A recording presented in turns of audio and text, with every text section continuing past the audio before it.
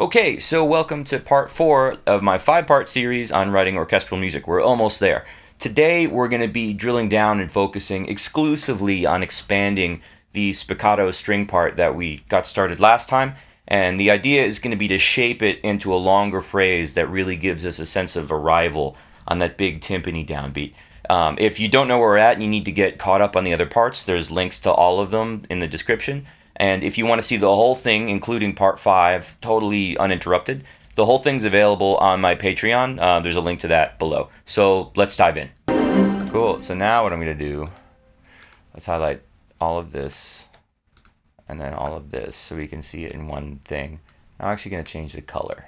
We'll see why in a second. Oh, not on both. Not on both. We want to make this one red. All right, cool. So now we have both parts. Now, what I don't like about this is that it's just kind of a static, not static, but it's just like a block that enters and isn't very dynamic. And I want it to grow because, again, we're working towards this changing point. So let's start with every other note. Let's have them kind of doing this hocketing thing. Hocketing is just like a back and forth pattern. So let's actually take notes out. And then, I'm taking a note out here and then taking a note out down here. So we can hear some of the back and forth, and then maybe leave this together, and then this. See if that does it. Yeah, here we go. Okay, this is an idea. This could go somewhere. Yeah. Okay.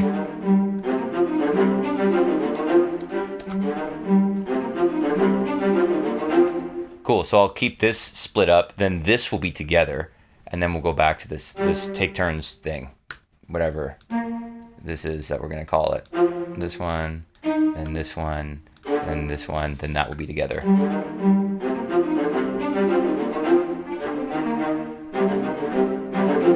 Cool.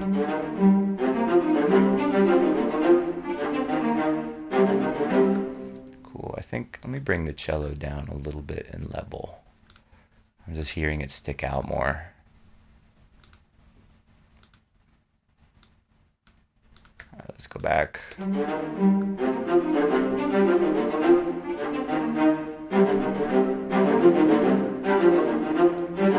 Cool. And then maybe what if we add some like 16th note ideas here? So I believe this is our viola. And then let's do come on. Okay.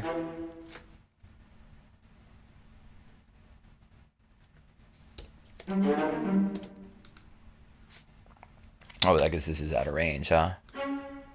Yeah, there we go. Let's add a little viola interjection.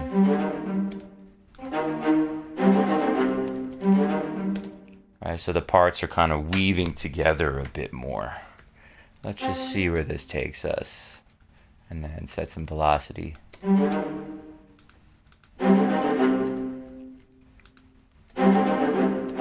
Cool, okay. This is something. This is going somewhere. And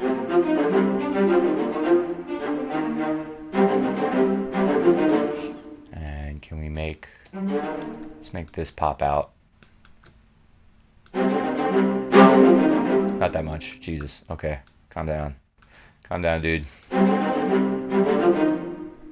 Make just the viola. I'm going to go up the octave. What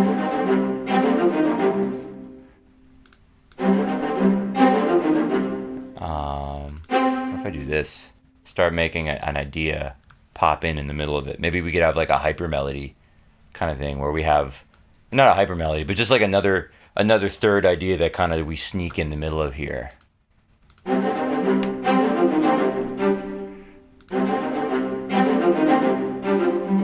bump this cello part up.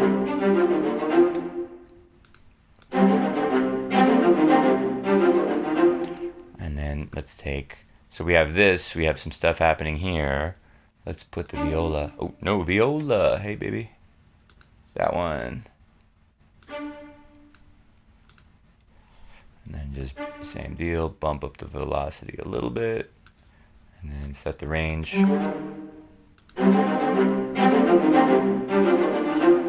Yeah, this will be good. Okay. Okay.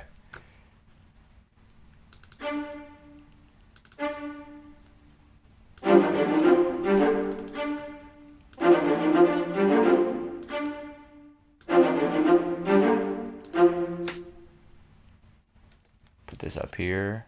Oh, no. Let's double it.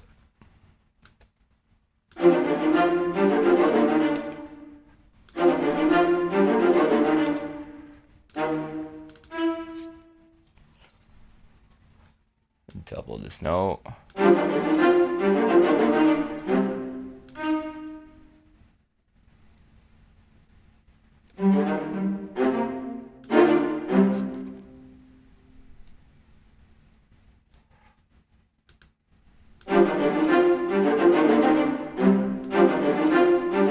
Get rid of that note.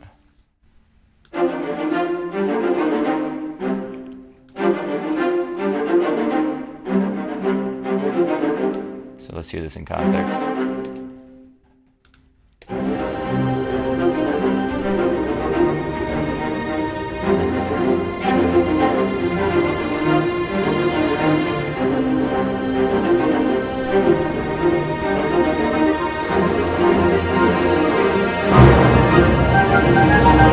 Cool, so I'm gonna escalate this 16th note idea.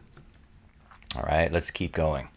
So we have this, and then this is the top of the next thing. Yep.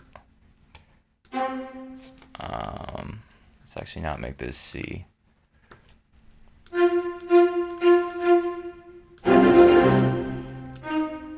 Because now we gotta move. We're like running out of some time.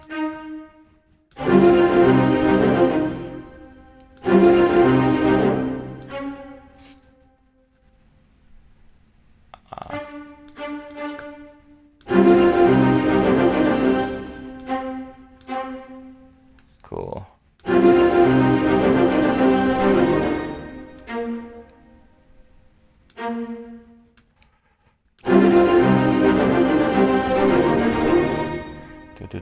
I'm hearing this.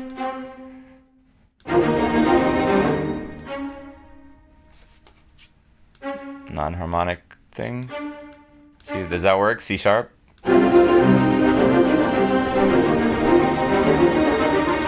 Nah, not sold. Go up.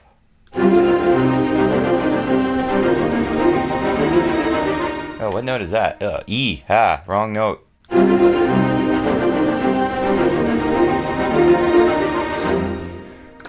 That's not really satisfying me just yet. Maybe what if we dive down and bump up the velocity? Okay.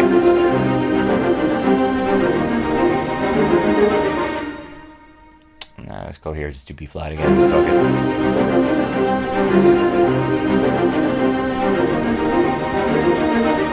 That's okay. Yeah. This I could repeat now. Actually, if I just select this.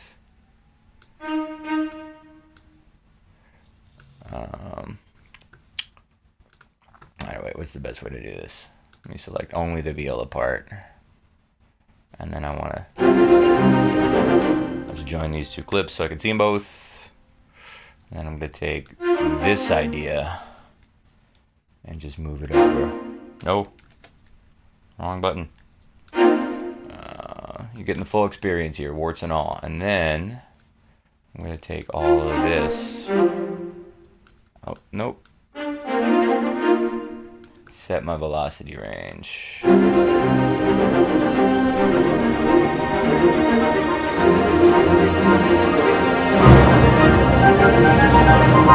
and then right at the end, let's add something in the cello to move it.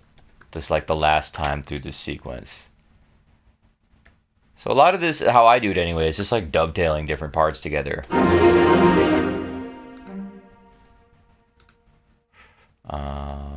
So maybe try to have like a running 16th. Let me see here. No, it's not really gonna pop enough.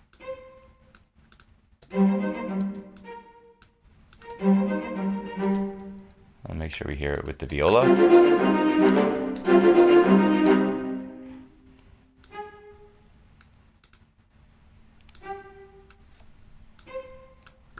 I'll just repeat this. Hit the road jack, bass line. Right. Yeah. Hit the road jack. Don't you come back no more. No. Alright.